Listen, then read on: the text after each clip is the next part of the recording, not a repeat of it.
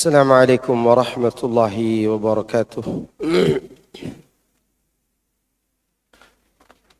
إن الحمد لله نحمده ونستعينه ونستغفره ونعوذ بالله من شرور أنفسنا وسيئات أعمالنا. من يهده الله فلا مضل له ومن يضلل فلا هادي له. وأشهد أن لا إله إلا الله وحده لا شريك له وأشهد أن محمدا عبده ورسوله صلى الله عليه وعلى آله وصحبه أجمعين وسلم تسليما كثيرا. أما بعد. Jemaah sekalian, a'azani Allah wa iyyakum. Alhamdulillah, kita bersyukur kepada Allah Subhanahu wa taala di mana di pagi menjelang siang hari ini kita masih berkumpul atas izin Allah Subhanahu wa taala. Karena membuat majelis ilmu itu tidak gampang dan menghadirinya juga tidak mudah. Bahkan Ibnu Qayyim rahimahullahu taala mengatakan, orang yang istiqamah di atas ilmu dan belajar ilmu, sesungguhnya dia telah mendapatkan karomah yang paling mulia. Karena di zaman fitnah, belajar ilmu itu sesuatu hal yang menjadi di luar kebiasaan manusia pada umumnya. Di luar kebiasaan. Ya, apa ada orang yang mau datang ke majelis ilmu di hari Senin, meninggalkan pekerjaannya, meninggalkan aktivitas ekonominya? Enggak ada. Ya, kecuali mereka yang diberi taufik oleh Allah Subhanahu wa taala, dan mudah-mudahan kita termasuk di dalamnya. Baik, insyaallah kita akan memasuki bab ke-39. Bab berhakim kepada selain Allah dan Rasulnya sallallahu alaihi wasallam. Artinya bab ini bisa termasuk dalam kategori pembahasan tentang kesyirikan. Kesyirikan dalam hal menetapkan hukum, dalam hal menentukan dasar-dasar pengambilan hukum. Kalau diambil dari ketentuan Allah dan Rasulnya, maka berarti telah mempersekutukan Allah dalam hal hukum itu. Allah berfirman dalam surah An-Nisa ayat 60 sampai 62. Alam tara ila alladhina yaz'umuna annahum amanu bima unzila ilayka wama unzila min qablika yuriduna an yatahakamu ila at-taghut wa qad umiru an yakfuru bihi wa yuridu asy-syaitanu an yudillahum dhalalan ba'ida. وإذا قيل لهم تعالوا إلى ما أنزل الله وإلى الرسول ورأيت المنافقين يصدون عنك صدودا فكيف إذا أصابتهم مصيبة بما قدمت أيديهم ثم جاءوك يحلفون بالله إن أردنا إلا إحسانا وتوفيقا. Tidaklah engkau wahai Muhammad tidakkah engkau memperhatikan wahai Muhammad orang-orang yang mengaku dirinya telah beriman kepada apa yang diturunkan kepadamu dan kepada apa yang diturunkan sebelummu? Mereka hendak berhakim kepada tagut, padahal mereka telah diperintahkan untuk mengingkari tagut itu. Dan syaitan bermaksud menyesatkan mereka dengan kesesatan yang jauh. Apabila dikatakan kepada mereka, marilah kalian kembali atau tunduk kepada hukum Allah yang telah diturunkan kepada hukum Rasul, yang telah diturunkan kepada kalian, yang telah diturunkan kepada Rasulullah sallallahu alaihi wasallam. Ini salah terjemahan. Ya. Apabila dikatakan kepada mereka, marilah kalian kepada apa yang diturunkan oleh Allah kepada Rasul sallallahu alaihi wasallam. Itu terjemahannya. Ya. Ini dannya dihilangkan.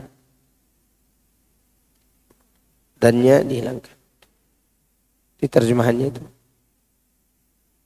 Kepada hukum Allah yang telah diturunkan kepada Rasul, dan hukumnya dihilangkan. Niscaya engkau akan melihat orang-orang munafikin menghalang-halangi manusia dari engkau dengan sekuat-kuatnya. Maka bagaimana halnya apabila mereka orang munafik ditimpa suatu musibah disebabkan perbuatan tangan mereka sendiri. Kemudian mereka datang kepadamu sambil bersumpah, demi Allah, kami sekali-kali tidak menghendaki selain kebaikan dan kedamaian. Ya. Ini adalah ayat yang menunjukkan haramnya berhukum dengan selain hukum Allah Subhanahu wa taala. Jadi tidak boleh mempersekutukan Allah dalam masalah apa? Hukum. Makanya orang-orang yang menetapkan hukum selain hukum Allah itu pasti disiksa dengan hukum sendiri. Disiksa dengan apa? Hukum yang mereka buat sendiri. Ya. Coba perhatikan bagaimana mereka menetapkan hukum yang bertentangan dengan ajaran Islam. Larangan menikah kecuali setelah berumur di atas 19 tahun. Tidak dikasih surat nikah dan seterusnya, tidak diakui oleh negara pernikahannya. Maka apa yang terjadi? Mereka yang sudah terpengaruh oleh syahwat kepengen berhubungan dalam umur yang masih belia, akhirnya hamil di luar nikah. Siapa yang sengsara? Yang sengsara adalah manusianya. Terjadi perzinahan di mana-mana, menghalangi manusia dari sesuatu yang halal. Dan ini juga terjadi pada keluarga-keluarga, di mana ibu-ibu, bapak-bapak mengatakan kepada anaknya, kamu tidak boleh menikah kecuali setelah selesai kuliah. Ini kan menetapkan hukum sendiri. Padahal anak ini kepengen apa? Nikah. Saya sering katakan, dan ini saya katakan kepada saudari saya, kepada anak-anak saya, lebih baik kau hidup sederhana dalam kesucian daripada bermewah-mewah tapi berjalan dengan pacar. Kenapa? Karena melawan hukum Allah Subhanahu wa taala. Itu contoh kecil. Lalu bagaimana dengan yang besar-besar? Itu kelihatan bagaimana rusaknya masyarakat ketika hukum itu dilanggar. Bukankah Aisyah menikah pada umur 9 tahun? Tapi tidak bisa orang zaman sekarang, Pak Ustaz. Ya, karena kita malas mengajarkan keluarga kita tentang agama Islam. Tentang agama Islam. Itu baru bab menikah, hukum menikah. Bagaimana dengan hukum janayat? Bagaimana dengan hukum-hukum muamalat? Ya, ketika dibebaskan riba, maka tidak ada yang bisa membendung bukan judi aja, apa sih nama itu? Pinjaman online, pinjol. Akhirnya masyarakat dirugikan dengan munculnya pinjol. Karena tidak ada pelarangan tentang apa? Riba.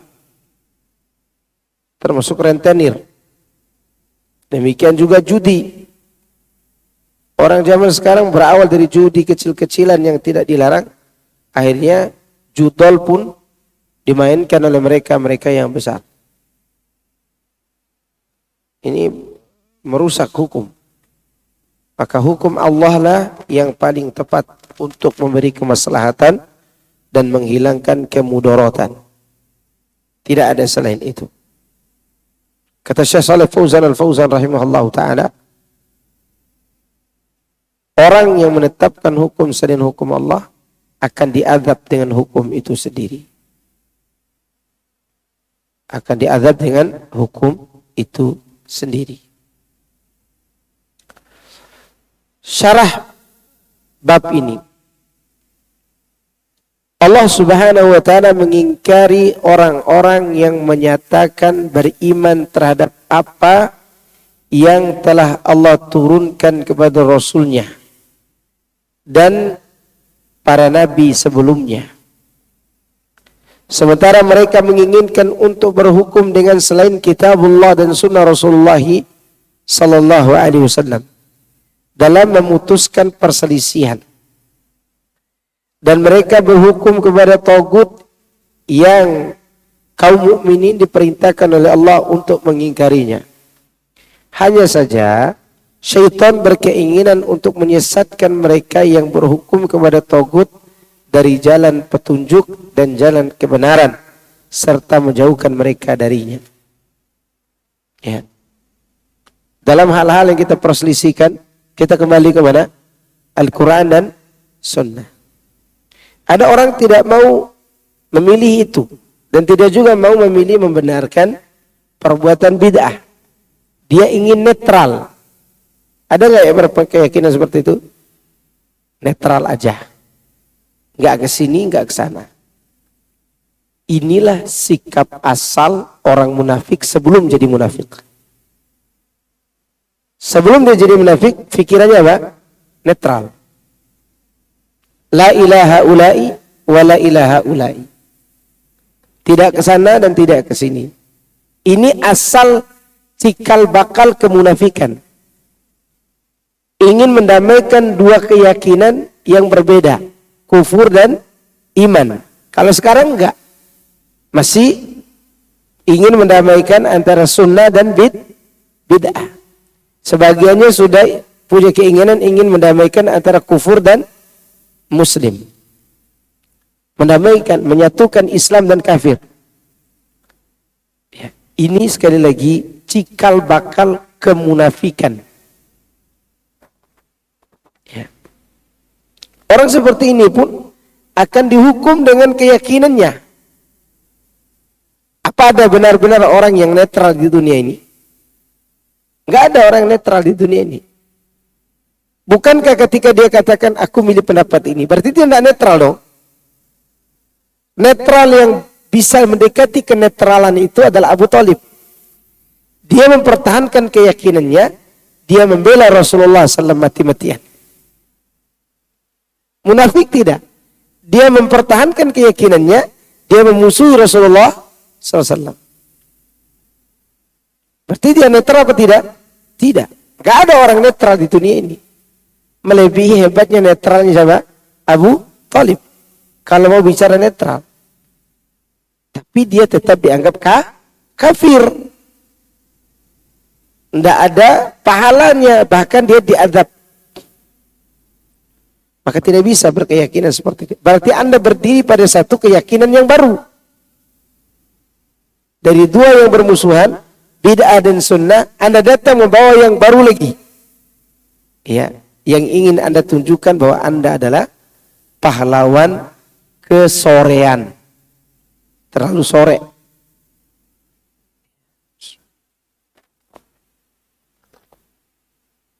Kopi aja tidak netral ini. Masih ada manisnya dikit. Tapi ini kita lanjut.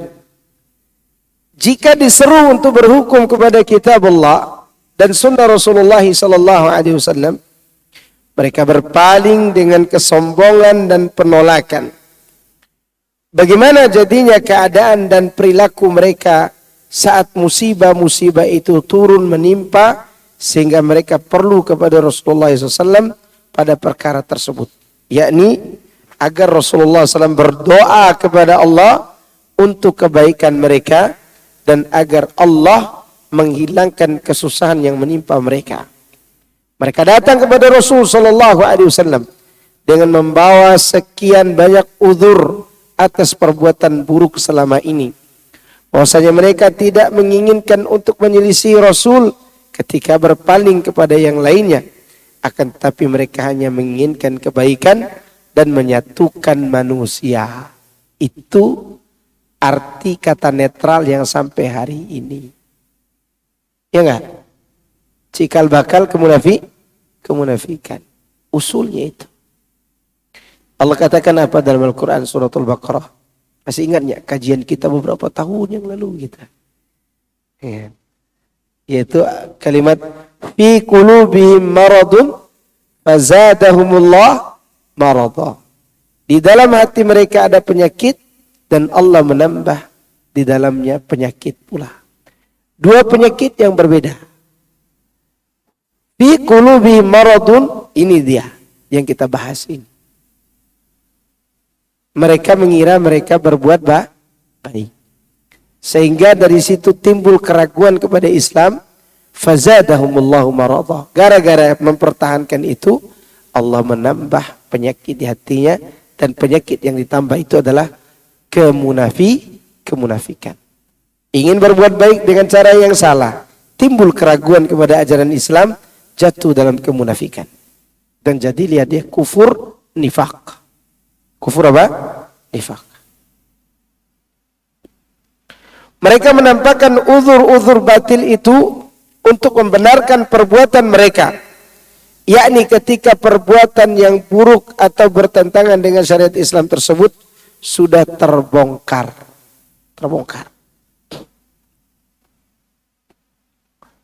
Maka orang munafik itu cepat tersinggung. Cepat apa? Tersinggung.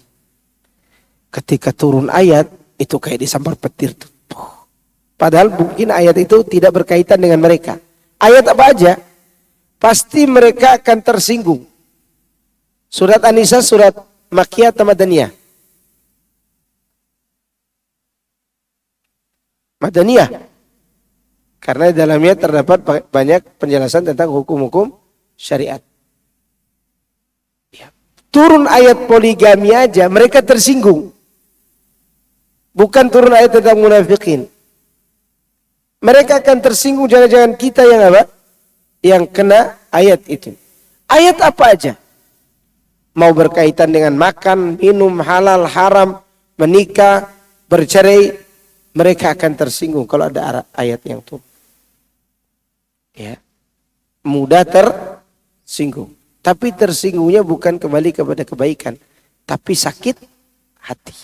Ada orang tersinggung, ya, tapi dia mau kembali kepada kebenaran. Ya. Tapi ada orang yang tersinggung malah justru jatuh kepada apa? Kebatilan. Maka penyakit itulah yang mereka rawat, ragu, kemudian munafik. Namun semua yang mereka sembunyikan itu tetap terbongkar. Kapan terbongkarnya? Ketika mereka dihadapkan dengan sesuatu yang mereka sukai dan sesuatu yang mereka tidak sukai. Dalam posisi sesuatu yang disukai dan sesuatu yang tidak disukai. Contoh yang tidak disukai, diajak berjihad, mereka mundur. Ketahuan munafik. Diajak sholat subuh dan sholat isya di masjid, mereka tidak mau. Malas, nah munafik. Ketahuan kah? Ketahuan. Atau pada sesuatu yang mereka sukai. Ketika tidak mau berjihad, begitu mendengar Rasulullah SAW membawa ghanimah, mereka datang tampil untuk mencari apa? Bagian. Itu munafik. Ya. Bahkan bukan hanya munafik yang gampang diketahui dengan sesuatu yang disukai itu. Orang yang rakus dan pembohong berarti dia memiliki sifat nifak kecil. Kalau mau antum ketahui orang yang bohong, pengkhianat dan juga mengambil hak orang, hadapkan dia dengan harta. Hadapkan dia dengan apa? Harta. Ini contoh. Seorang guru dan murid berjalan di satu perjalanan safar. Ini murid ini rakus. Makan pun rakus. Ya. Sehingga ketika gurunya pergi buang hajat, dia curi roti gurunya. Dicuri apa? Roti gurunya. Padahal ini sejalan ini tuh murid dengan guru. Gurunya pulang, mana roti saya? Dia kata, aku enggak tahu. Berbohong enggak dia itu? Berbohong. Tapi si guru adalah Seorang ulama yang tidak perlu belajar psikolog dan tidak perlu ada parenting. Karena dia belajar agama dari mana? Dari ilmu Allah. Dan dia mengerti bagaimana kondisi pembohong dari kalangan munafik yang Allah ceritakan. Kalau dihadapkan dengan harta, ketahuan dia.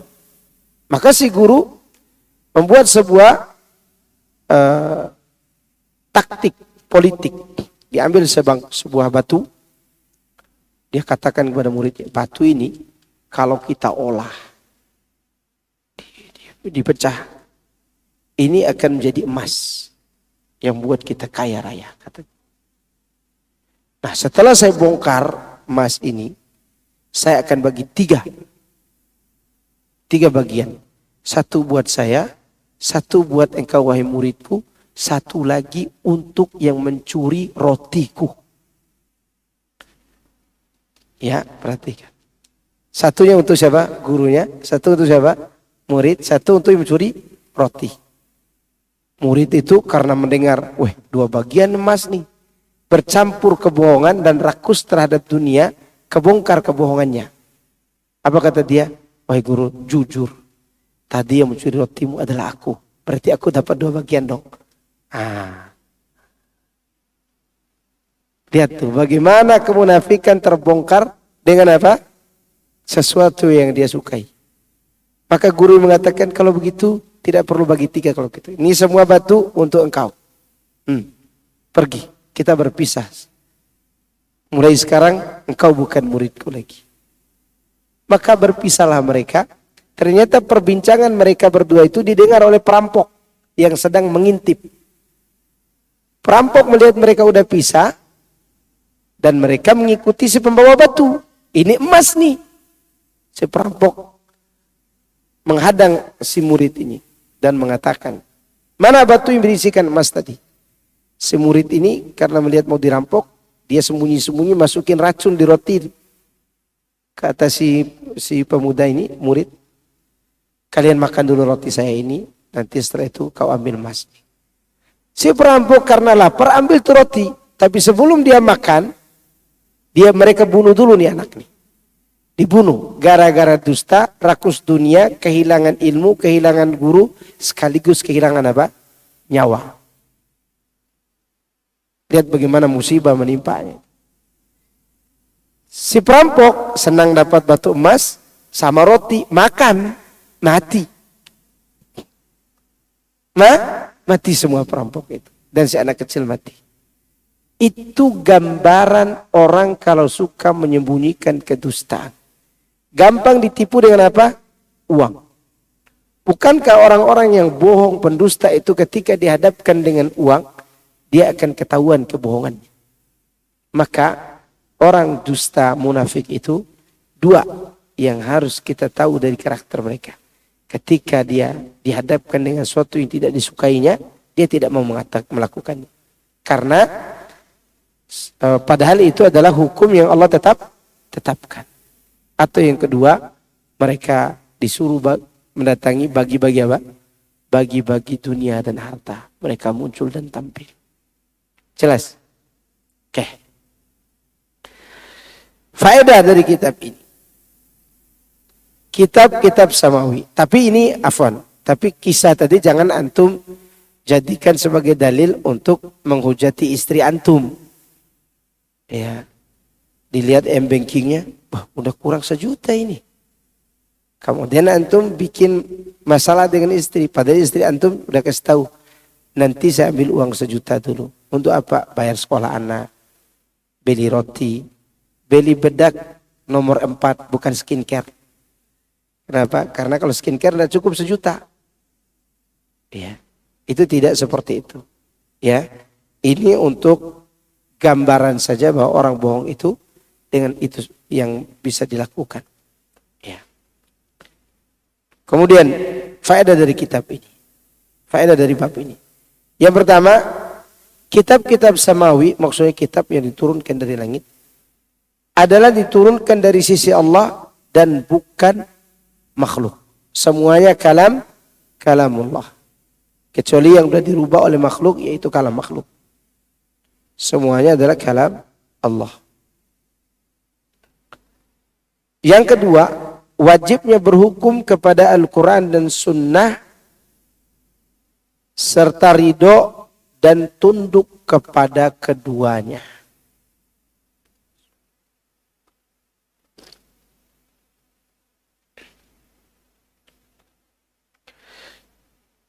Jadi wajib berhukum kepada Al-Quran dan Sunnah. Tidak usah berbicara negara dulu, di rumah tangga aja dulu. Apa-apa yang diperselisihkan ibu bapak, kembali kepada Al-Quran dan Sunnah. Itu cara. Yang ketiga, diharamkan berhukum kepada selain Al-Quran dan Sunnah. Hukumnya apa? Haram. Hukumnya haram. Yang keempat, berhukum kepada selain hukum Allah termasuk tanda kemunafikan hati. Lihat orang-orang yang berbuat bid'ah, sekarang udah mulai membongkar aibnya masing-masing. Contoh, ada seorang Habib yang mengatakan rukun Islam menurut kalian ada 5, tapi menurut kami ada 6. Menurut saya ada berapa? 6, kata dia begitu. Apa yang keenam? Yaitu memuliakan kota Tarim. Kira-kira ketahuan gak asal usul kemunafikannya? Ketahuan. Ya. Jadi rukun Islam itu selain yang kita paham 5, syahadatain, sholat, zakat, puasa, haji, ditambah lagi apa? Memuliakan kota Tarim. Jadi 6 rukun Islamnya. Kota Tarim di Yaman, yaitu tempatnya Habib Umar. Ya. Maka ibu-ibu jangan terlalu terlena dengan para habaib. Kadang yang membuat ibu-ibu terlena itu karena mancung hidungnya. Sayangnya hidung saya kurang mancung. Ya. Itu terlena, luar biasa terlena. Doktrinnya dimasuk. Gara-gara itu. Jadi mereka mulai menampakkan isi hati mereka selama ini. Syiah itu, bapak-bapak sekalian, ibu-ibu sekalian, mereka berselisih pandang tentang kitab monumental yang mereka punya. Tafsir Al-Qum, Faslul Khitab, kitab Al-Kashif yang mereka miliki itu tidak boleh dicetak dan tidak boleh dirubah dalam manuskrip asli penulisan namanya. Karena kalau dicetak akan ketahuan kemunafikan mereka. Mereka hanya menyetujui kitab Syiah yang boleh dibaca itu kitab dakwah. Makanya Habib Ja'far Hussein yang ada di TV itu, yang dia sampaikan kepada Anda itu kitab dakwah. Tapi kemunafikan dia sebagai seorang Syiah tidak bisa dia sembunyikan. Ketika dihadapkan dengan hal yang dia sukai dan orang yang dia benci. Yang dibenci oleh Syiah siapa? Sahabat. Terutama Muawiyah. Ya. Dibenci oleh orang Syiah. Maka orang-orang yang berpaling dari Al-Quran dan Sunnah akan menampakkan kemunafikannya. Karena tanda-tanda kemunafikan itu berpaling dari Al-Quran dan Sunnah. Maka kita yang sudah ngaji, jangan berubah haluan gara-gara followers dan subscribe, terutama ustadznya. Dan lebih lagi ustadz masyhur. Ya. Karena hal ini terus terang kami sebagai ustadz yang masih muda. Memang saya masih muda ya? Ya masih muda lah, masih. Yang menjadi fitnah kita hari ini adalah poin ini. Cinta, suka kepada subscribe dan apa? Followers. Tidak masalah melakukan itu, mencari followers. Kalau followers dan subscribe itu ditujukan untuk menjadi hamba Allah yang bertauhid dan mengikuti sunnah. Tapi masalahnya adalah kita terlalu semangat untuk itu demi jualan, demi apa aja gitu. Sehingga berubah haluan. Berubah haluan, tinggalkan dakwah tauhid. Ini hati-hati. Bisa jadi cikal bakal sifat munafik. Karena munafik mengatakan Kami tidak lain menginginkan kebaikan. Kalau berpaling dari tauhid berarti berpaling dari Al-Quran dan Sunnah. Yang kelima, barang siapa yang berhukum kepada selain hukum Allah, maka dia adalah togut. Segala yang disembah selain Allah, yang wajib diingkari. Wajibnya mengingkari togut, segala yang disembah selain Allah itu. Ya. Seharusnya togut itu diapakan? Diingkari. Ingat ya, togut itu bukan hanya yang disembah, tapi yang ditaati juga dan diikuti juga. Itu togut. Ada orang tidak pantas ditaati tapi mau ditaati. Itu namanya apa? Togut. Contoh yang kecil ini, contoh yang togut kecil, dia tidak keluar dari Islam. Dia tidak bisa baca Quran dengan baik, tapi maksain diri jadi imam. Dia menyuruh orang-orang agar mengikuti dia jadi imamnya. Ini bisa togut kecil-kecilan ini. Karena dia mau ditaati. Tidak pantas. Demikian juga ada orang ingin semua orang mengikuti dia. Dan dia menganggap dia hebat kalau diikuti orang banyak. Ketika tidak ada orang yang mengikuti pendapatnya, dia ngambek, dia marah. Ini juga contoh apa? Sifat togut. Walaupun togutnya kecil-kecilan. Tidak sampai kufur. Dan ada togut yang disembah, setan, ya kan? Orang yang meminta orang lain menyembah dirinya, atau dia disembah tapi dia ridho. Ini togut besar, ya. Karena togut itu bertingkat-tingkat. Makanya kita jangan pernah menginginkan agar orang lain itu taat kepada perkataan kita semuanya. Karena kita ini bisa saja salah dan bisa benar. Kalau enggak kita jadi togut nantinya. Hatta anak kita, hatta istri kita. Ya. Kadang kita kepengen mereka itu semuanya ditaati. Sampai hal-hal yang tidak perlu ditaati pun ditaati. Tolong ambilkan buat bapak rokok 2 bungkus ya nak. Kata anaknya, maaf pak, saya tidak merokok. Kamu jadi anak durhaka. Nah ini togut nih. Ya. Anaknya tidak boleh ngerokok, memang tidak boleh rokok. Kalau antum merokok, jangan suruh anak kecil ngambil.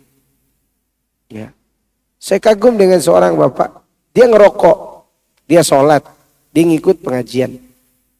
Suatu hari dia suruh anaknya beli rokok. Nak, belikan rokok buat saya. Pak, pantaskah orang yang berpakaian seperti saya datang ke warung, beli di Samsu 234 itu. Kemudian orang memandang saya, oh ternyata adik rokok juga ya. Maka bapaknya paham, akhirnya pergi beli sendiri. Kenapa? Karena dia tidak perlu ditaati dalam hal yang berbuat maksiat. Tidak perlu, maksiat kok. Ya. Dan istri melarikan diri, akhirnya cerai.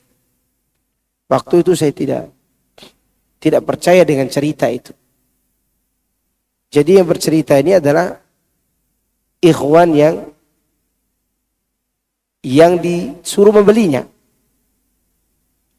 Jadi ikhwan ini dijebak oleh si suami yang kurang ajar ini. Di dalam kamar dikunci. Jadi ikhwan ini disuruh memperbaiki komputernya di kamar pribadi mereka berdua. Setelah itu dia panggil istrinya, dianya suami ini keluar, kunci dari luar. Kemudian dia WA temannya, pakai istri saya, bayar sekian kata dia. Kaget ikhwan kita ini.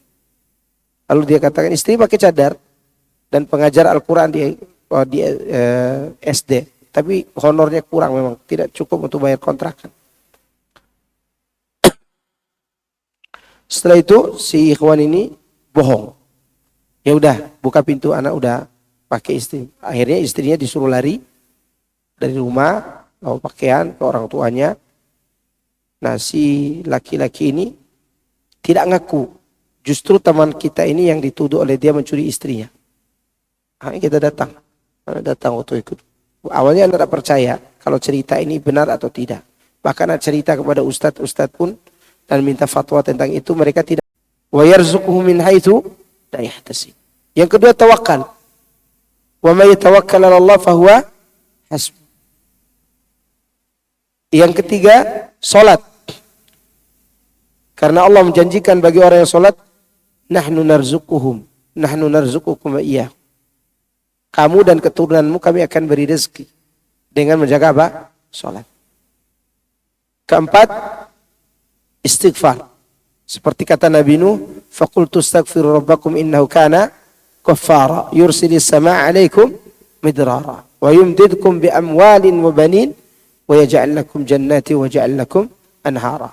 Allah berjanji turunkan keberkahan dari langit dan rezeki dari bumi serta dibuatkan aliran sungai dan kebun-kebun. Yang keberapa itu? 4. Kelima. Ya. Infak.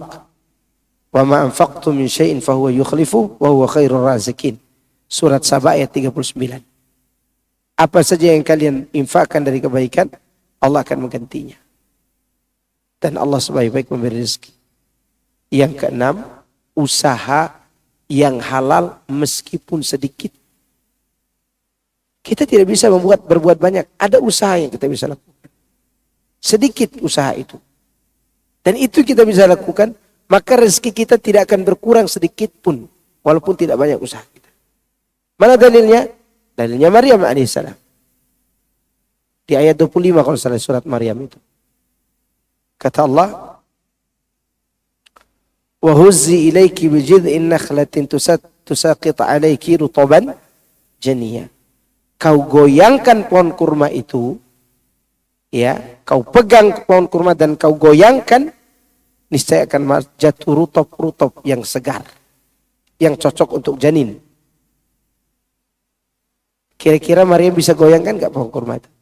Tapi dia pegang aja. Kalau pohon kurmanya digoyangkan, tidak mungkin. Ya, kalau ibu-ibu hamil goyangin pohon kurma, bisa-bisa lahir saat itu juga. Lagi hamil. Tapi dia pegang karena ini perintah. Dipegang, diusaha, gak mungkin dia goyang-goyangkan. Jatuh rutop. Demikianlah cara kita manusia. Bukan dengan cara apa? Dengan cara kembali kepada hal-hal yang saya ceritakan tadi. Jual istri, jual anak, ya, dan seterusnya. Atau jual diri, gak boleh. Ya, tawakal kepada Allah. Makanya kita belajar ini untuk belajar apa? Tawakal. Taib. Jadi tagut itu sekali lagi bukan hanya yang disembah, tapi juga yang ditaati dan diikuti dalam hal-hal yang menyelisih syariat. Keenam, wajibnya mengingkari tagut. Oke, itu yang keenam tadi. Yang ketujuh, berhati-hati terhadap tipu daya syaitan yang memalingkan manusia dari kebenaran. Tipu daya syaitan memalingkan manusia dari kebenaran itu bagaimana caranya? Kalau dia tipu dayanya berkaitan dengan berzina, dia tinggal dorong syahwat kita. Manusia itu dia punya bawaan syahwat. Sehingga ketika dia berzina, setan itu hanya sedikit mendorong. Yang besar adalah apa? Syahwat. Tapi masalah yang kita hadapi sekarang, ada perbuatan menyelisih syariat. Yang kita menyelisih syariat itu tidak ada dorongan syahwat. Maksudnya syahwat ingin menyukai sesuatu gitu. Contoh syirik. Contoh bid'ah. Ada orang bersyahwat. Bid'ah itu seksi banget gitu. Ada? Nggak ada. Atau kuburan itu begitu seksinya bagaikan bidadari yang jatuh dari langit. Nggak ada. Nggak ada dorongan syahwat. Tapi bagaimana setan bisa membuat kita sampai ke arah sana? Dia melalui tahap demi tahap. Tahap pertama adalah dijauhkan dari ilmu. Dijauhkan dari apa? Ilmu. Ilmunya yang mana? Ilmu khusus tentang tauhid. Makanya tipu daya syaitan yang paling berbahaya yang dimaksud di sini adalah ketika kita terlena dengan kesehatan dan kesempatan dan di saat itu kita tinggalkan ilmu. Dia belum langsung ayo berbuat syirik, enggak. Perlahan sampai dia palingkan kita dari kebenaran. Gitu syaitan itu. Itulah tipu daya yang paling berbahaya. Yang kedelapan, sebab terjatuhnya kaum muslimin ke dalam kesulitan-kesulitan dan musibah-musibah yang menimpa mereka pada zaman sekarang ini adalah karena mereka berpaling dari syariat Allah. Ingat, berpaling dari syariat Allah akan membuat kita mendapatkan musibah silih berganti. Tidak ada henti-hentinya. Tidak ada pula solusinya sampai kembali kepada syariat Allah. Kalau antum sekarang berharap kapan kita punya pemimpin seperti Umar bin Khattab? Gak mungkin. Antum tahu musibah yang berat itu apa? Kita dipimpin oleh pemimpin yang rusak. Gara-gara kita yang tidak mau berhukum dengan hukum Allah. Mana dalil kalau azab tersebut dipimpin oleh pemimpin yang rusak? Rasulullah SAW mengatakan, "Idza tabaya'tum bil'inah wa akhadtum adnab al-baqar wa raditum biz-zar'i sallatallahu alaikum dhullan la yanzi'uhum ankum hatta tarju ila dinikum." Jika kalian berjual beli dengan cara riba yang disandiwarakan, nanti saya akan beritahukan contohnya, dan kalian mengikuti pantat-pantat sapi dan ridho dengan tanaman, wa taraktumul jihad, dan kalian tinggalkan perjuangan di jalan Allah, maka Allah akan timpakan kepada kalian kehinaan. Perhatikan kalimat bahasa Arabnya. Sallatallahu. Sallata yusallitu diambil dari kata itulah kata sultan. Penguasa. Berarti di sini kehinaan yang Allah timpakan itu apa? Diberikan kekuasaan kepada orang zalim. Masih mending daripada diberikan kekuasaan kepada orang kafir, musuh. Orang zalim yang muslim masih mending. Ini kafir. Dikasih kekuasaan atas mereka untuk menguasai kalian. Apa sebab tadi? Tertipu dengan dunia dan meninggalkan perjuangan di jalan Allah. Maka saat itu diberikan pemimpin yang zalim. Kita tarik sejarah ke belakang. Nabi Musa dan Bani Israel. Berapa generasi Bani Israel dari zaman Nabi Yusuf ke Nabi Musa? Berapa generasi? 3. Ada yang mengatakan 3 generasi. Yusuf, di bawahnya baru Musa alaihissalam. Di zaman Nabi Yusuf, ajaran Bani Israel, ajaran Yakub alaihissalam masih dijunjung tinggi. Makanya Firaun yang hidup di zaman Nabi Musa menjadi baik kepada di zaman Nabi Yusuf menjadi baik kepada Nabi Yusuf, ya enggak? Karena Nabi Yusuf dan Bani Israel masih mengikuti ajaran bapak mereka yang bernama Yakub, meskipun mereka hasad di antara mereka. Tapi ajarannya, akidahnya masih akidah Nabi Ibrahim. Begitu Nabi Yusuf meninggal, bahkan mereka tidak menunaikan wasiat Nabi Yusuf untuk menguburkan Nabi Yusuf dekat ayahnya, mereka mengingkari itu. Lama-kelamaan mereka tinggalkan ajaran Nabi Yusuf yang diwarisi dari Yakub, maka Allah memberi kekuasaan kepada siapa? Fir'aun. Yang ada di zaman Nabi Musa. Lebih kejam daripada sebelumnya. Yang dia membunuh anak-anak kecil. Bagaimana Nabi Musa, bagaimana Allah menyelamatkan Bani Israel agar dia selamat dari Firaun ini? Apakah Allah menyuruh mereka angkat pedang kepada Firaun? Tidak. Tidak. Malah Allah utus dari kalangan Bani Israel seorang Rasul yang tumbuh besar di istana musuhnya. Ketika dia telah memperbaiki akidah Bani Israel menang tanpa harus melumuri darah di ujung pedang mereka dengan darah Firaun. Tidak. Menang dengan apa? Dengan akidah. Kembali kepada syariat Allah. Maka hari ini pun kita demikian. Kenapa kita terhina? Kenapa tidak dapat pemimpin yang bagus? Adapun kalaupun kita dapat pemimpin yang bagus, tegas dalam urusan perbuatan maksiat dan premanisasi, dia tidak selamat dari kesyirikan dan budaya lokal. Iya enggak? Tidak selamat. Dan semua itu terjadi ikhwan gara-gara kita, bukan gara-gara pemimpin. Gara-gara siapa? Kita yang tidak kembali kepada Al-Quran dan Sunnah. Ya. Sekarang kalau kaum muslimin ditanya ya tentang apa rujukan kalian dalam beragama? Habib Fulan, ya kan? Kiai Fulan, Wali Fulan. Mulai dari wali yang benar, entah itu wali songo dan yang lainnya, sampai wali gila diangkat di Indonesia ini. Akhirnya apa yang terjadi? Rusaklah seperti ini. Kita miskin di negeri yang kaya, kita lemah padahal jumlah kita lebih banyak. Banyakan mana? Non muslim atau muslim? Seakan-akan yang menguasai kita siapa? Non muslim. Gitulah keadaan kita. Maka oleh karena itu, orang-orang yang mendapatkan kesulitan atau termasuk kita ini karena ulah tangan kita yang meninggalkan hukum Allah dan Rasulnya sallallahu alaihi wasallam. Yang ke-9, tidak boleh memisahkan agama dari politik. Maksud politik di sini siasat syariah, bukan politik-politikan. Ya, kalau politik sekarang tidak sejalan dengan agama.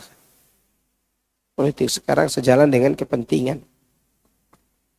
Tidak sejalan dengan ajaran Islam. Hatta orang-orang yang perjuangkan Islam awalnya, setelah masuk politik-politik yang ada, jadi koruptor kadang. Ya, padahal dia awalnya memperjuangkan Islam. Nah, kita masuk dalil kedua. Penjelasan dalil tadi masih berkaitan dengan wa idza qila lahum la tufsidu fil ardi qalu innama nahnu muslihun. Dan apabila dikatakan kepada mereka janganlah kalian membuat kerusakan di muka bumi, mereka menjawab sesungguhnya kami adalah orang-orang yang melakukan perbaikan. Abu Aliyah rahimahullah berkata tentang makna kalimat firman Allah ini, janganlah berbuat kerusakan di bumi. Maksudnya, janganlah berbuat kemaksiatan di bumi. Kerusakan yang dibuat oleh mereka orang-orang munafik adalah kemaksiatan kepada Allah. Maksudnya kedurhakaan. Orang yang berbuat kemaksiatan kepada Allah Ta'ala di muka bumi. Atau yang memerintahkan orang lain untuk bermaksiat kepada Allah, maka dia telah berbuat kerusakan di muka bumi ini. Karena baiknya bumi dan langit adalah dengan ketaatan. Jadi sekedar bermaksiat, berbuat syirik, berbuat bid'ah, berbuat dosa-dosa besar, itu berarti kita sudah merusak bumi. Sudah merusak bumi. Ana mau nanya, kenyataan. Benarkah orang munafik itu merusak bumi? Dengan maksiat? Benar gak? Oke. Pernahkah baca sejarah orang munafik itu merobohkan rumah kaum muslimin? Orang munafik merobohkan rumah kaum muslimin? Tidak ada. Gak ada orang munafik merobohkan rumah kaum muslimin. Apalagi sampai merobohkan gunung dan tebing. Apalagi sampai menebang pohon-pohon kurma. Gak ada munafik melakukan itu. Yang ada mereka durhaka kepada Allah dan Rasulnya. Itulah kategori merusak bumi. Ya. Merusak alam dengan perbuatan maksiat. Oke, faedah dari ayat ini. Setiap kemaksiatan merupakan kerusakan di muka bumi. Semua maksiat. Pasti terjadi kerusakan di muka bumi. Contoh ini. Tidak usah jauh-jauh di dalam keluarga. Ada suami suka chattingan dengan janda yang bukan istrinya. Chattingan aja. Ya. Chattingan setiap hari, tidak ditahu istrinya. Tiba-tiba istrinya tahu, kira-kira berapa enggak urusannya? Rusak enggak keluarganya? Istri dan suami mulai berpikir untuk datangi PA. Anak-anak sudah mulai bersedih karena takut akan ditinggalkan ibu dan ayahnya. Ayah dan anak-anak tidak terdidik dengan baik, akhirnya didik preman di jalan, jual diri. Gara-gara apa? Hal sepele yang dianggap biasa oleh orang. Ini adalah merupakan kerusakan yang sangat-sangat real, yang sering terjadi. Maka setiap kemaksiatan itu merupakan apa? Kerusakan. Kedua, berhukum kepada selain Allah dan Rasulnya termasuk sebab kerusakan terbesar di muka bumi. Ini kerusakan terbesar. Karena berhukum kepada selain hukum Allah. Ketiga, berhukum kepada selain Allah dan Rasulnya termasuk perbuatan munafik. Termasuk perbuatan orang-orang munafik. Yang keempat, diharamkannya mengambil pendapat yang menyelisih sunnah. Ya, kalau ada pendapat yang menyelisih sunnah kita tinggalkan. Contoh misalnya, ada ini kasus yang pernah kami tangani. Ada ibu-ibu, dia tidak si tua, dia udah masih muda, masih umur 30-an, janda satu anak. Dia kebiasaannya jual diri. Akhirnya dia mau taubat kepada Allah. Taubat, jual dirinya bukan jual buka apa ya? Itu yang jual-jual diri di Facebook. Bukan begitu. Dia nikahi suami orang, dapat harta, tinggalkan. Kebetulan wajahnya cantik. Yang tahu cerita ini adalah ikhwan kita jadi korban. Yang sudah nazar. Ya, nazar. Kemudian dia pada saat status masih menjadi istri siri orang lain, dia nikah dengan orang lain. Berarti zina gak itu? Zina. Zina. Nah, orang ini sebenarnya dia mau taubat. Ketika dan nikahnya tanpa wali. Nikahnya tanpa apa? Walinya. Dan dia nikahkan dirinya sendiri dengan cara pura-pura beli wali. Ternyata selama ini ada yang beritahu kepada dia bahwa Imam Abu Hanifah berpendapat janda itu boleh menikahkan dirinya. Gara-gara tidak direm, dia menikah berkali-kali dengan wali yang berbeda, suami yang berbeda, masih status suami siri dia semua orang. Ya. Bahkan ada ikhwan yang jadi korban. Ikhwan ini disuruh oleh istrinya poligami. Diminta oleh istrinya poligami. Dan istrinya itu mencarikan akhwat. Kebetulan orang ini sering datang ke pengajian pakai cadar. Orang ini datang ke pengajian dan wajahnya cakep. Kalau ke pengajian bagus akhlaknya, cerita istrinya. Sampai mau diakadkan nikah dan istri ikhwan ini udah mau memberikan hadiah kepada madunya karena menerima suami dia. Itu. Yang kemudian kita teliti akhwat ini. Ana sama teman-teman teliti karena dikomplain oleh suami sirinya. Di WA kita. Itu ya akhwat yang mau kalian nikah itu istri saya. Kalau mau tahu kita datang satu tempat, saya telepon istri saya itu dengan nomor yang ada di HP Anda. Coba dengar kalimat yang dia sebutkan. Nomor yang sama, coba. Ini nomornya ada di HP saya, ini nomor ada di HP Ustaz. Telepon, kami tidak pura-pura tidak ada di situ. Bagaimana dia bicara dengan suaminya, begitu. Terus selesai itu, dulu nikah sama siapa Pak? Kok bisa nikah sama wanita itu? Dia pakai wali sendiri, bukan wali orang tuanya. Dan saya datangi orang tua, Pak pernah nikahkan anaknya? Gak pernah. Gak pernah Pak Ustadz nikahkan anak saya. Berarti dia beli wali. Ternyata dia memakai pendapat siapa? Imam Abu Hanifah. Di mana Imam Abu Hanifah berpendapat janda boleh menikahkan dirinya sendiri. Dikiaskan dengan seorang janda yang boleh berdagang di pasar tanpa harus disertai wali. Jadi kiasnya begitu. Sedangkan dalilnya la nikah illa bi waliyin. Tidak ada nikah kecuali dengan adanya wali. Kira-kira menyelisih sunnah kah itu? Sunnah walaupun pendapat para ulama. Itu yang dimaksud. Itu contoh itu. Kalau mengikuti syahwat membawa pendapat ulama. Sama seperti teman-teman yang menghalalkan musik. Memang musik itu asyik, akhi. Asyik. Orang yang bermain musik itu, akhi, seni. Seni. Apalagi yang dimainkan gitar sama seruling. Waduh, itu bapak cewek-cewek kelepak-kelepok tuh. Padahal yang main gitar bapak-bapak tua yang umur 70. Ya. Itu asyik. Makanya sulit ditinggalkan. Sesuai dengan syahwat. Maka dicarilah pendapat yang membolehkan. Pendapat Ibnu Hazm. Dan berselisih dengan sunnah Rasulullah sallallahu alaihi wasallam. Kemudian yang ketiga. Yang keempat ya. Yang kelima. Yang kelima. Peringatan dari berhukum dengan undang-undang yang menyelesaikan syariat.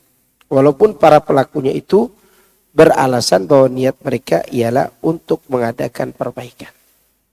Ya. Yang keenam, beralasan dengan melakukan perbaikan itu bukanlah uzur yang membolehkan untuk meninggalkan berhukum dengan apa yang Allah turunkan. Maka sekarang kan rusak adanya HAM. HAM ini merusak. Ya, merusak keadaan. Sehingga contoh saja mengikuti hukum HAM. Saudara-saudara kita yang berperang di Papua tidak bisa berbuat apa-apa dengan bugot-bugot itu. Karena kalau mereka sembarangan menembak diadili dengan pengadilan HAM internasional kan. Sehingga apa yang terjadi? Tentara jadi korban. Iya kan? Aparat yang dibunuh. Karena terikat dengan hukum yang merusak dia sendiri padahal dia mengatakan itu hukum yang baik. HAM akhirnya. Cuman sayangnya kalau HAM itu dibawa kepada umat Islam, tidak ada. Tidak boleh HAM itu kita jadikan sebagai dalil. Itu menunjukkan adalah hukum yang merusak, bukan perbaikan. Sama seperti sekarang, nggak boleh guru menghukum santri, murid. Apa yang terjadi? Guru yang dihukum. Iya kan, guru disuruh push up, guru dipukul oleh orang tua murid. Gitu. Kan ini semua adalah perlindungan anak yang salah. Orang tua sekarang tidak bisa dia hukum anaknya karena tidak mau sholat. Justru nanti anaknya melapor kepada polisi, aparat. Maka asyik kita dulu waktu kita kecil-kecil. Ya. Begitu kita terlambat pulang, ibu kita sudah pegang sapu lidi itu. Besoknya kita takut terlambat pulang. Ya. Sekarang orang tua kita pegang sapu lidi, saya lapor polisi lah bu. Kasihan gak orang tua kita itu? Kasihan banget. Gak punya wibawa. Gitu. Karena hukum yang berlaku ini, walaupun dianggap baik tapi merusak.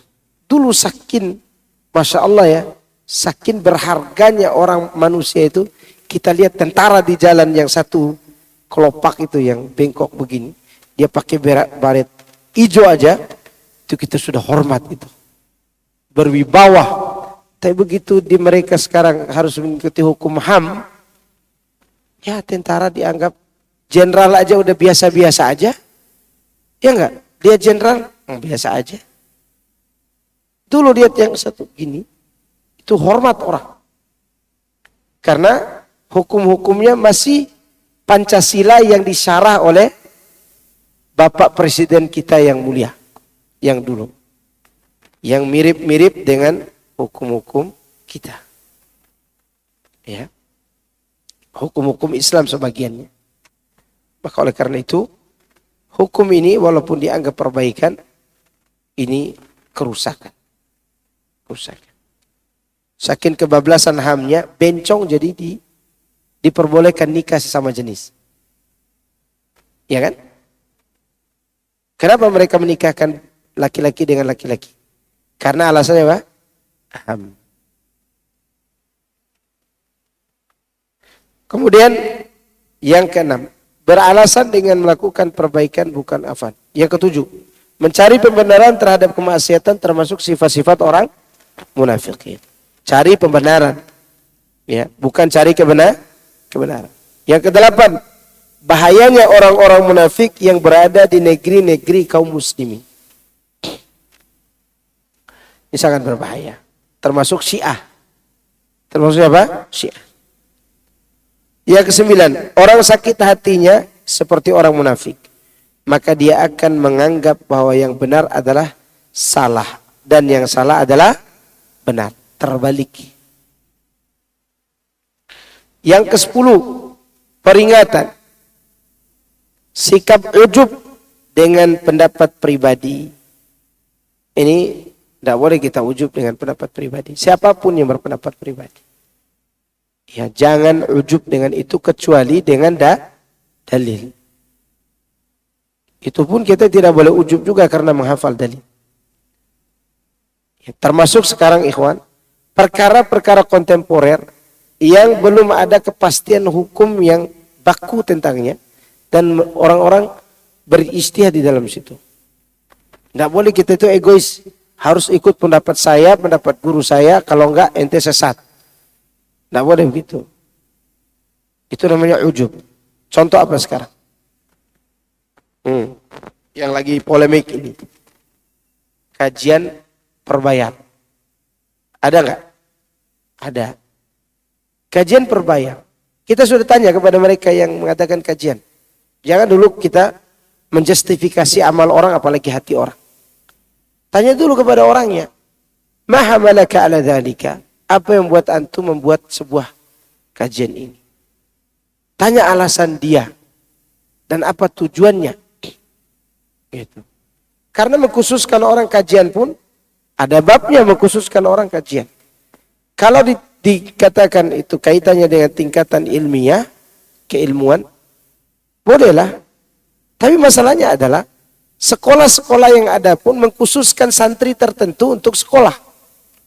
Bukankah ada anak SMP di luar sana yang bisa belajar seperti anak SMP di sekolah kita? Boleh. Boleh nggak dia? Ada nggak yang sama IQ-nya? Kenapa yang itu dikhususkan? Karena dengan syarat. Dan orang yang kajian prabayar pun punya syarat. Iya, punya syarat. Semua punya syarat. Bahkan saya dapat informasi, ini yang membuat kita tidak boleh menjustifikasi amal orang. Apalagi hati. Ternyata mereka yang buat kajian prabayar ini, mereka lebih heboh kajian gratisnya sebenarnya. Prabayar ini kan dihadiri oleh beberapa orang saja, 400 orang, 500. Kajian gratisnya 1000 orang yang datang. Dan semua gratis. Dan yang dijemput untuk mengaji itu dipakai uang pribadi ustadznya kadang. Dan dari hasil daripada kajian prabayar tadi. Dan mereka adakan daurah itu di mana? Di Gunung Kidul. Tempatnya Ustaz Muhammad Abduh. Itu kemarin mereka daurah 1000 orang gratis. Makanannya, kendaraannya digratiskan. Dari mana datang biaya itu? Dari kajian yang mereka buat ini disubsidikan ke sana. Dan untuk membantu 500 anak-anak duafa yang ngaji TPA setiap sore. Ya, kalau kita berbicara pribadi, tapi kalau berbicara substansi pembahasan, berarti kita bicara fikih, bukan bicara singgung orang. Ada prabayar, ada tempat khusus, dan ada kajian satu lagi. Wasilah. Wasilah yang dibuat-buat kayak ada gambarnya, ada videonya, itu kan wasilah. Substansi masalah fikihnya ada 3 itu. Bukan masalah ustadznya. Baru kita akan menentukan, oh ini pendapat yang menurut saya. Tapi menurut saya tidak begitu. Kita jangan egois, harus saya yang diikuti. Karena tadi ada kalimat ma hamalaka ala dzalika. Sehingga dia bisa menjelaskan substansi masalah, inti masalahnya apa nih? Inti masalah dalam kajian itu bayarnya itu satu. Boleh atau tidak.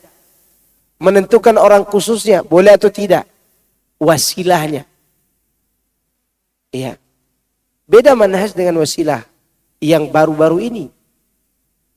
Maka dibahas substansi ini, tentukan hukum. Oh, menurut saya itu tidak boleh. Oke, saya juga setuju. Saya tidak setuju kayak kajian seperti artis. Tapi masalahnya adalah kita menjustifikasi dengan pendapat kita bahwa orang itu pasti begini dan begitu. Menyimpang. Ya, hatinya kepengen syuhroh. Antum Tuhan bisa menentukan hati orang. Ini namanya ujub. Ujub itu adalah menempatkan diri negatif kita kepada orang lain. Contoh begini. Anak ketemu dengan orang, Ustadz, tidak pernah naik motor besar. Dia selalu naik motor Supra. Suatu hari dia dikasih motor trail. Dia naik motor itu. Namanya baru naik motor yang gagah gitu kan. Dia merasa diri gagah. Setelah itu dia cerita ke anak, Ustadz, kayaknya antum tuh sombong naik motor itu. Kenapa Ustadz? Karena kemarin ketika anak naik trail, anak merasa bangga di atas motor itu. Ustadz, jangan antum letakkan hati antum kepada anak. Anak naik motor 500 cc udah biasa. Ketika anak naik motor 250 cc kayak anak naik Supra antum. Itu perasaan anak. Kenapa? Karena sudah biasa pegang motor 500 cc sama teman-teman. Bahkan Harley pun saya naik. Begitu turun cc, ya kayak antum naik motor Supra. Tidak ada bangganya kita pakai motor ini. Dan antum bisa merasa sombong dengan hal naik motor besar tadi karena antum biasa dengan Supra itu. Berarti tidak bisa perasaan antum itu ditaruh ke saya. Itulah ujub Ustadz. Ujub itu adalah saya saja begini apalagi ente. Kalau kalimat saya saja begini, apa maksudnya? Saya ini lebih baik dari antum. Bisa jatuh. Itu namanya apa? Ujub. Merasa, sebenarnya dia ingin katakan saya ini lebih baik dari antum. Bisa jatuh pada kesalahan. Apalagi antum. Gitu. Itu namanya apa?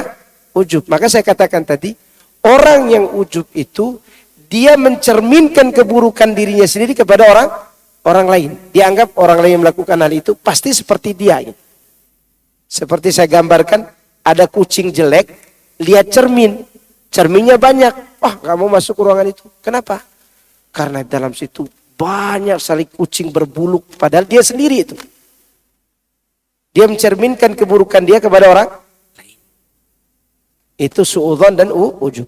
Pendapat juga begitu. Kalau belum ditentukan pendapat yang baku, fatwa yang jelas tentang suatu wasilah, jangan kita ujub dengan pendapat sendiri. Pegang pendapat itu, amalkan sendiri. Dan saya belajar ini kepada salah seorang syekh yang sampai hari ini tidak kita temukan videonya di YouTube. Tapi dia berilmu, hafal Sahih Muslim. Akan terakhir dia sedang berusaha menyelesaikan menghafal Musnad Imam Ahmad. Waktu itu saya undang kajian dan saya penerjemahnya. Dia tidak mau disoting, tidak mau direkam. Ya, sebelum kami undang dia, kami mengundang seorang dokter di masjid itu. Dan pulang dokter itu kami kasih hadiah uang transportasi. Biasa itu kita kasih. Dan kasih hadiah buah.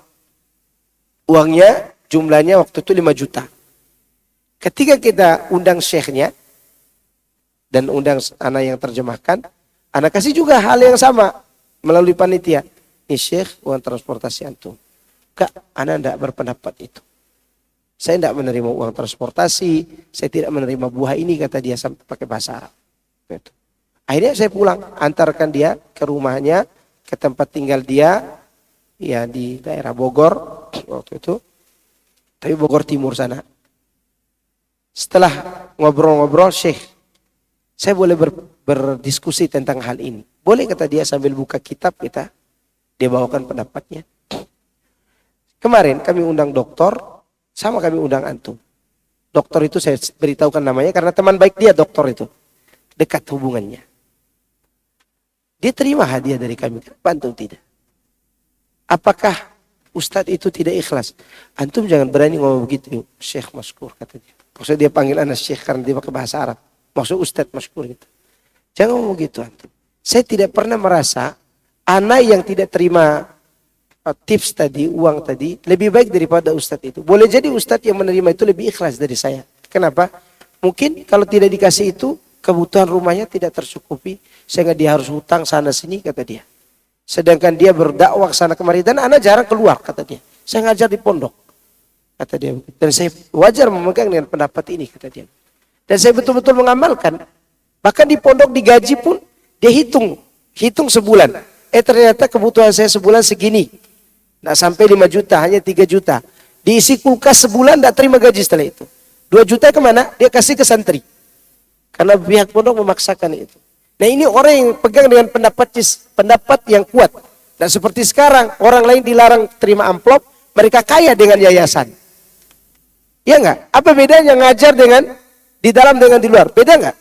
Substansinya mengajarkan agama. Bukan masalah di luar atau di dalam. Sama-sama menerima apa? Gaji. Bukan masalah besar dan kecil. Tapi sama-sama mengajarkan agama, mengambil apa? Gaji. Itu substansinya. Kalau mau ikuti syekh tadi, buka pondok, antum jangan terima gaji sekaligus. Antum akan bebas memberikan pendapat itu. Ya. Maka syekh ini luar biasa. Anak merasa diri kecil waktu itu. Bagaimana dia praktekkan itu dan dia tidak ujub dengan pendapatnya. Bahkan dia katakan dokter itu bisa lebih baik daripada saya dan lebih ikhlas daripada saya. Kenapa? Boleh jadi saya lagi ujub sekarang. Merasa diri lebih ikhlas karena tidak menerima upah, kata dia. Begitu orang yang tidak ujub itu.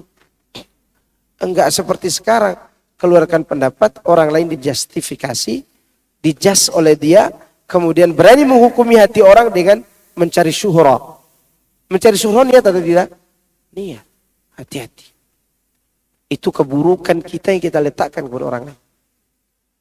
Gitu. Maka jangan ujub dengan pendapat pribadi. Yang ke-11. Sekedar niat yang baik tidak bisa membenarkan untuk melakukan penyelisihan terhadap syariat. Ya, tadi sudah diulangi dari poin tadi. Tapi mas dalil yang berikutnya. Wala tufsidu fil ardi ba'da islahiha. Jangan kalian buat kerusakan di muka bumi setelah diperbaikinya. Ini yang dimaksudkan adalah kata Abu Bakar bin Ayyash rahimahullah, sungguh Allah telah mengutus Muhammad SAW kepada penduduk bumi ketika mereka berada dalam kerusakan. Maka Allah Ta'ala memperbaiki mereka dengan Muhammad SAW. Sehingga barang siapa berdakwah mengajak untuk menyelisih syariat yang dibawa oleh Muhammad SAW, maka dia termasuk orang yang berbuat kerusakan di muka bumi. Syekh Muhammad bin Shalih Al-Utsaimin berkata, di antara bentuk perbuatan kerusakan di muka bumi itu adalah dengan menentang dakwah orang-orang yang berilmu, menentang dakwah salaf, dan menentang orang-orang yang mengajak untuk berhukum kepada Al-Quran dan Sunnah. Itu adalah merupakan melakukan kerusakan setelah perbaikan. Menentang orang yang mengajak kepada tauhid, menentang orang yang mengajak kepada sunnah, menentang orang yang mengajak kepada syariat Allah Azza wa Jalla. Ya. Makanya hati-hati ikhwan. Jangan terlalu cinta kepada guru kita jatuhkan orang lain yang mengajak kepada kebenaran. Ya. Hati-hati itu. Ada sebagian orang karena terlalu cinta sama gurunya, orang lain yang mengajak kepada kebenaran pun yang tidak disukai oleh gurunya ikut dimusuhi juga oleh dia. Dan itu rusak bumi. Antum tahu firman Allah dalam hadis qudsi yang mengatakan man adali waliyan faqad adzantuhu bil harbi. Siapa yang mengadakan permusuhan dengan waliku, kuumumkan perang dengannya. Wali Allah di sini siapa? Kata Ibnu Hajar Al-Asqalani, al-alimu billah. Orang yang alim tentang agama Allah. Ya, orang yang alim tentang agama Allah ini terkadang di antara mereka berselisih sampai saling mentahdzir, ya enggak? Ketika kita tahu itu, jangan masuk ke ruangan itu dan hargai kedua-duanya. Selama mereka sama-sama berpegang di atas Al-Quran dan Sunnah. Adapun urusan pribadi mereka berdua akan dihisab oleh Allah nanti di yaumul qiyamah. Kalau kita ikut-ikutan, kita akan dihisab gara-gara mereka nanti. Makanya ada seorang murid di zaman Imam Malik. Ketika Imam Malik mengatakan kepada ahli fikih yang lain Orang ini tidak pantas diambil ilmunya. Bahkan Imam Malik mengatakan dengan kata-kata yang kasar. Apa kata muridnya? Kalamul aqran yutrad. Ucapan orang yang sejaman tentang pribadi mereka, tinggalkan. Jangan ikut campur. Itu maksudnya. Jelas? Ini mengenai islah yang dirusak itu adalah menyelisih orang-orang yang berada di atas jalan kebenaran. Artinya selama mereka mengajak kepada Al-Quran dan Sunnah.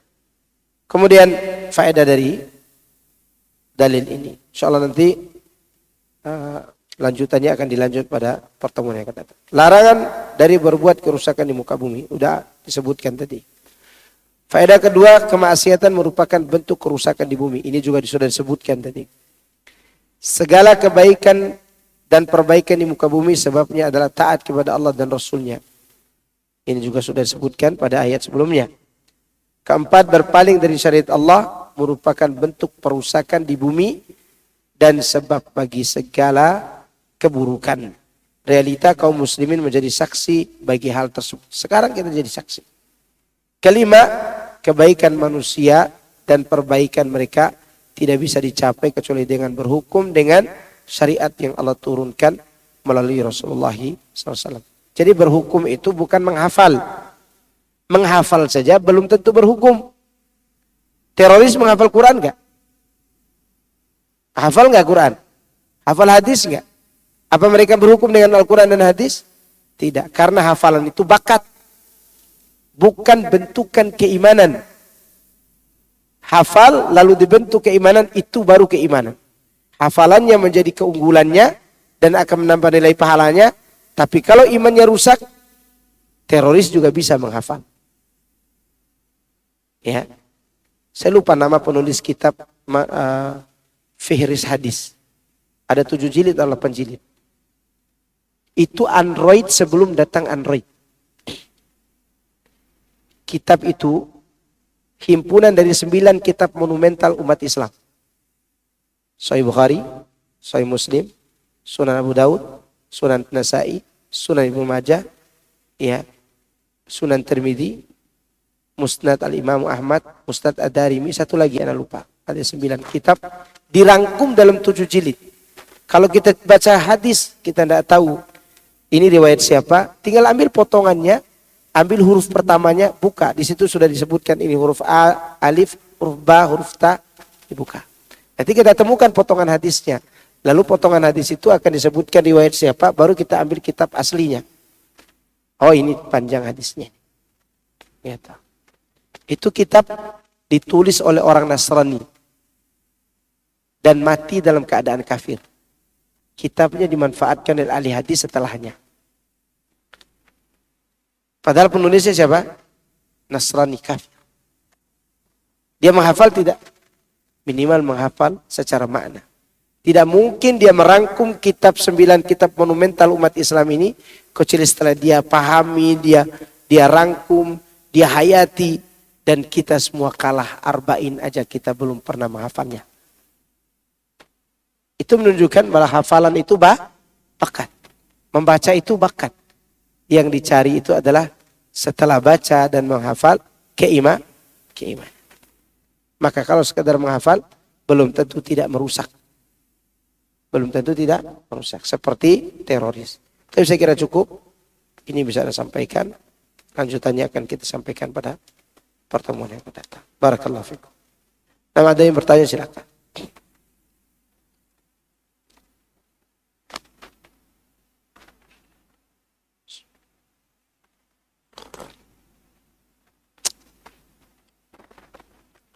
Masya Allah, semakin lama kopi buatannya ini semakin. Assalamualaikum warahmatullahi wabarakatuh, Pak Ustadz. Mana orang nanya? Tadi Pak Ustadz menyebutkan bahwa rakus, pengkhianat, dan pembohong. Nah, sekarang ini masih marak yang seperti itu. Bagaimana kita menyikapi hal-hal seperti ini yang sedang ramaikan masalah ijazah palsu? Bahwa itu udah ada pembenaran dari aparat hukum. Itu gimana?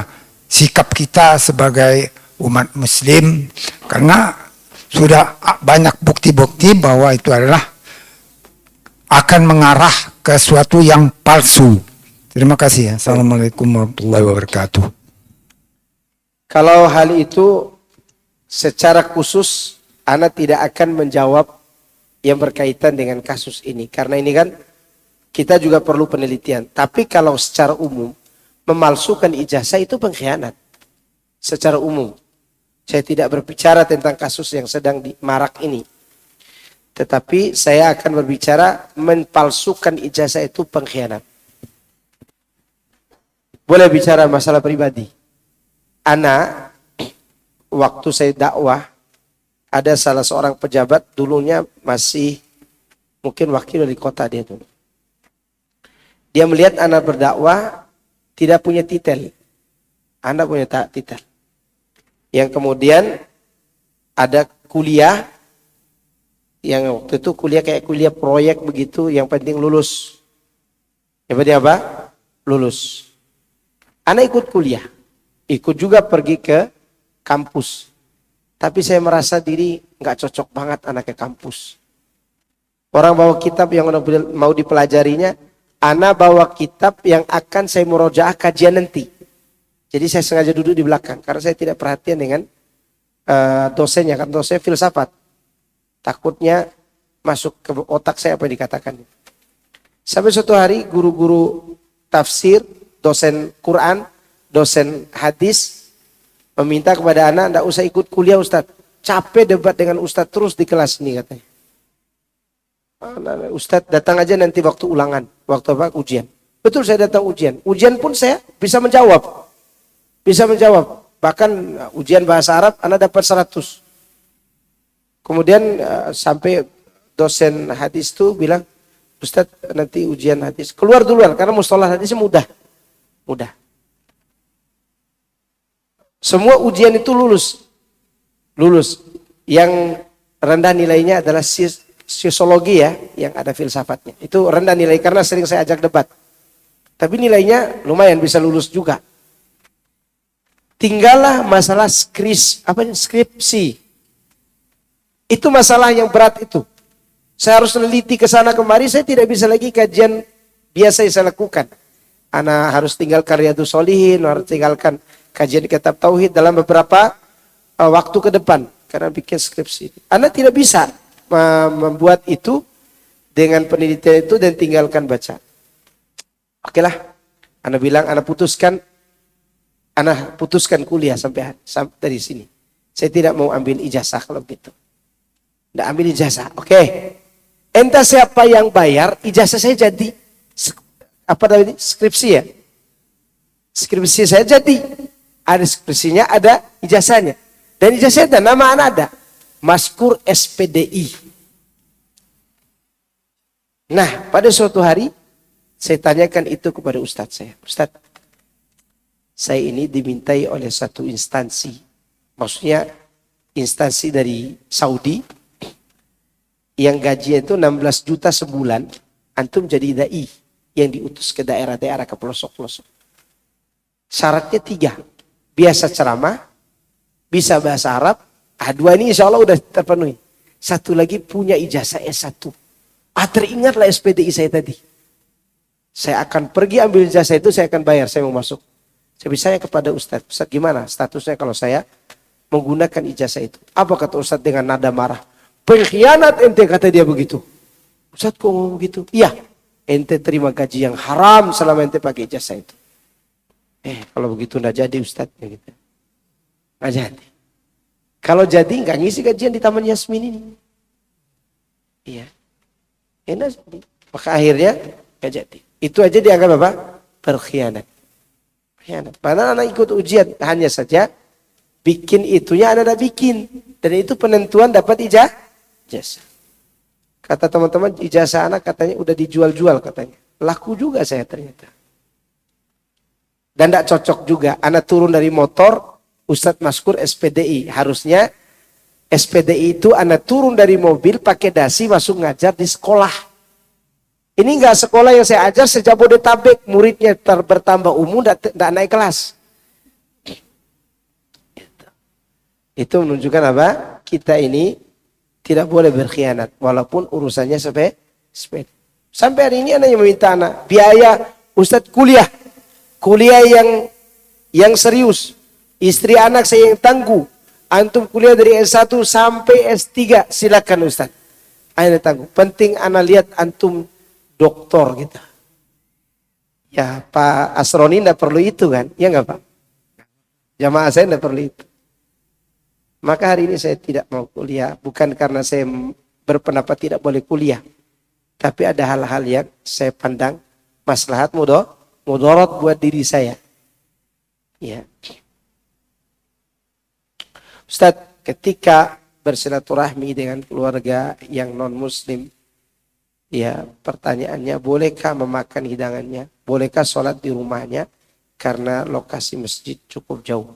Selama di rumah itu tidak ada berhala atau ada ruangan yang tidak ada berhala, silakan sholat di situ. Bolehkah makan makanannya? Boleh selama Anda yakin piring-piringnya steril. Piring-piringnya apa? Steril dari masakan babi dan anjing. Karena ada Kristen yang tidak makan babi dan anjing. Atau non-muslim. Tapi kalau kita tahu maka kita tidak makan makanan yang dimasak dengan periuk yang mereka biasa masak pakai apa? Babi. Tapi kalau yang disajikan makanan yang dibeli dari minimarket, ya makan. Biskuit, permen, apalah gitu. Bolehkah istri berkurban memakai namanya sendiri? Kurban dibeli dari uang tabungan sisa belanja. Suami tidak berkurban tahun ini. Wallahu a'lam bishawab. Ya, menurut pendapat yang saya pegang sampai hari ini, suami yang berkorban. Kalau mau, ibu ta'awun sama suami. Suami yang berkorban, ibu yang memberi uang. Jadi ibu dapat pahala double. Pahala kurban dari suami dan pahala membantu suami beribadah. Ya. Tapi kalaupun dia berkorban karena suami mungkin tidak mau berkorban, tidak masalah juga. Tapi pendapat yang lebih tepat kepada kebenaran adalah si kepala keluarga yang punya nama. Nanti baca kitab Ahkamul Adhahi tulisan Syekh Muhammad bin Shalih Al-Utsaimin. Afwan Ustaz, mau bertanya, bolehkah kita datang menghadiri undangan syukuran panitia dalam rangka mengadakan pengajian? Pengajian apa dulu nih? Ya, pengajian bid'ah atau sunnah? Kalau pengajian sunnah, ya jangan adakan syukuran. Ya adakan aja pertemuan biasa. Karena istilah-istilah yang biasa dipakai oleh ahlul bid'ah itu dihindari walaupun tidak berbuat bid'ah di situ. Ya. Sama seperti halal bihalal. Halal bihalal itu tujuannya seperti silaturahmi. Tidak masalah sebenarnya acaranya karena orang silaturahmi saling mengunjungi. Tapi masalahnya adalah kalimat. Apakah kalimat bisa bermasalah? Allah mempermasalahkan kalimat itu kalau kalimat itu biasa dipakai oleh orang yang menyimpang. Contoh Allah katakan, ya ayyuhalladzina amanu la taqulu ra'ina wa qulu unzurna wasma'u. Orang beriman jangan katakan ra'ina. Ra'ina itu kalimatnya sama dengan makna unzurna. Perhatikan kami. Tapi karena lafaz ra'ina biasa dipakai oleh Yahudi untuk mengejek Rasul, maka dilarang menggunakan kalimat itu di hadapan Nabi. Gitu. Maka sama seperti tadi. Ustaz, apakah warga Palestina tidak mampu perang, tidak punya harta dan senjata, boleh hijrah? Kalau katakan boleh hijrah, tidak apa masalahnya. Kalau mereka memang tidak mampu. Ya, tapi masalahnya kita tahu nggak kondisi mereka di sana, bisa hijrah nggak? Itu masalahnya. Bisa hijrah atau tidak? Karena adanya blokade. Tidak semua negara mau menerima mereka. Ya enggak? Kalaupun negara menerimanya, menerima sebagai pengungsi. Ini masalah. Apakah berdusta teman zaman ini dengan alasan karena negara bukan negara Islam boleh? Misal sekolah Islam membuat data palsu agar dapat akreditasi bagus. Ini berdusta. Berdusta.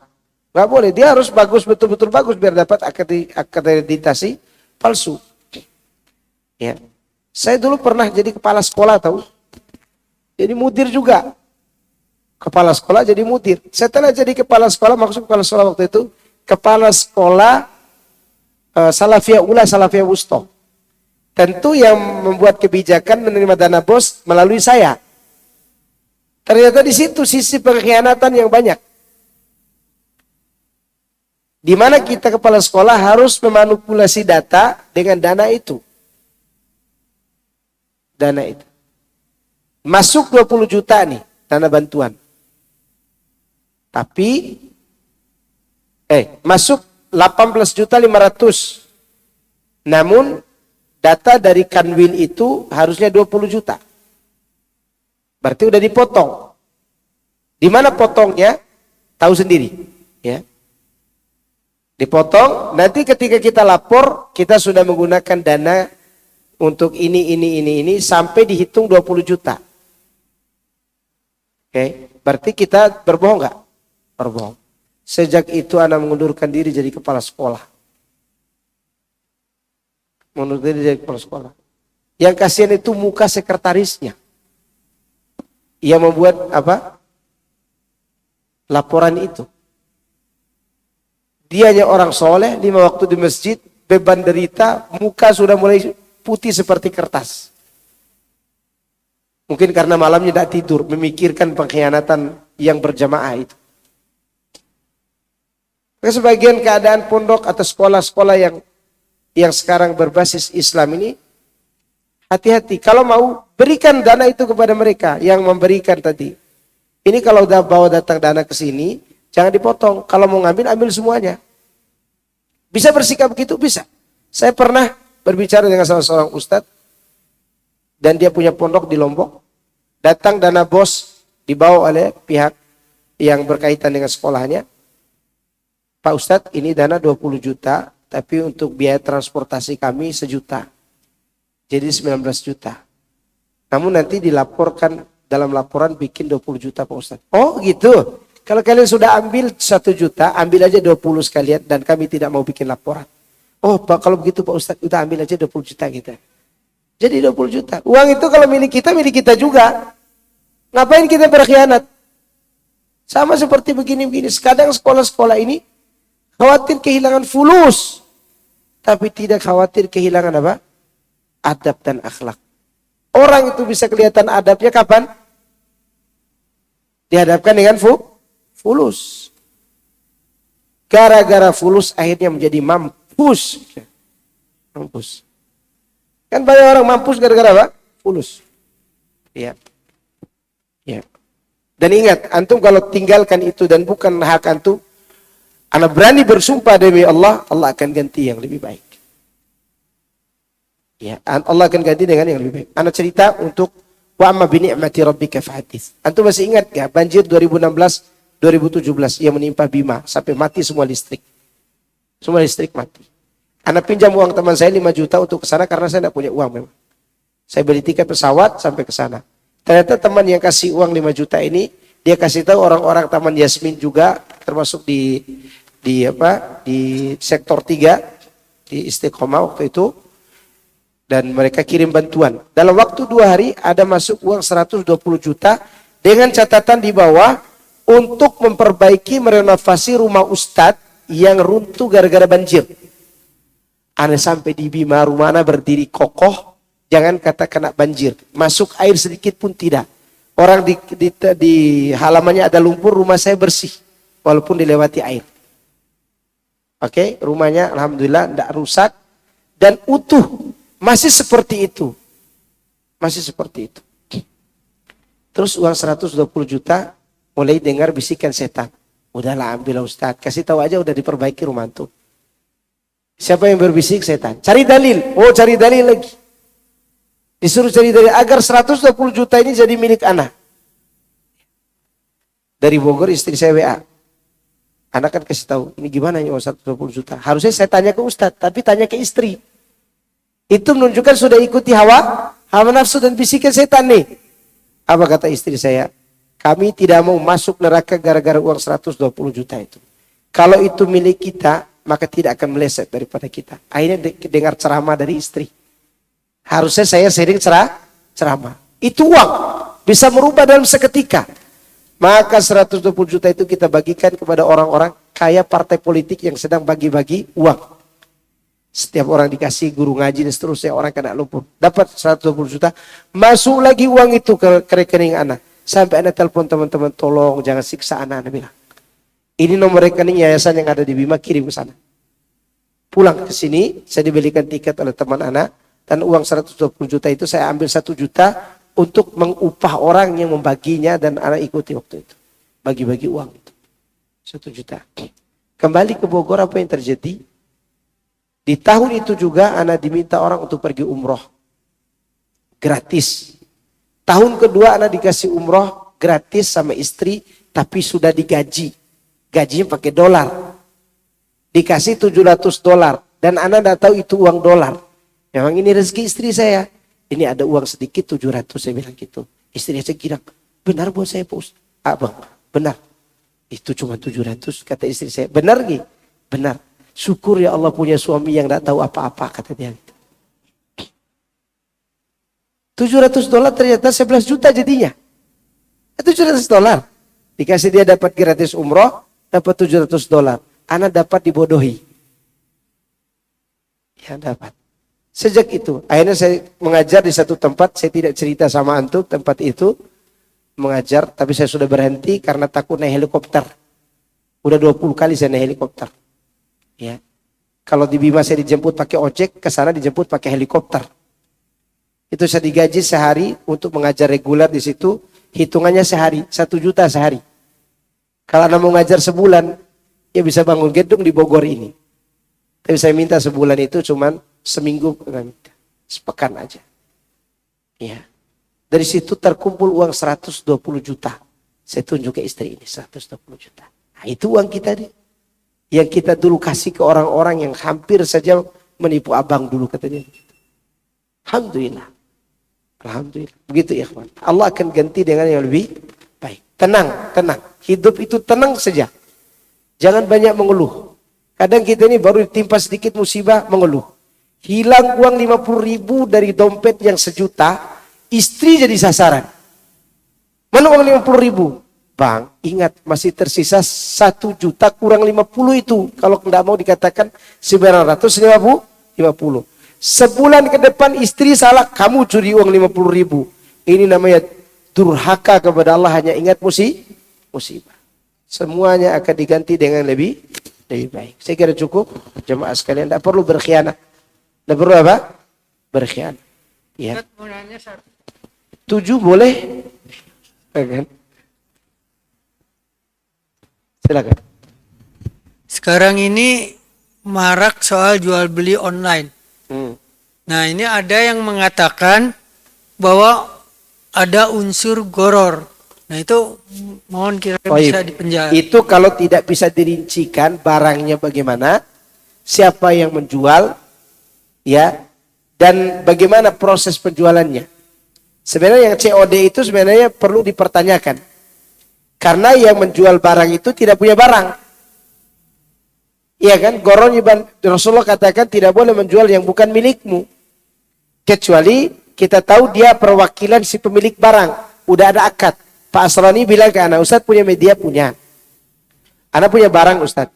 Antum buka jualan, diiklankan ini barangnya, begini bentuknya, ini kadarnya, antum jual. Walaupun barang ada di dia. Berarti saya perwakilan Pak Asrani.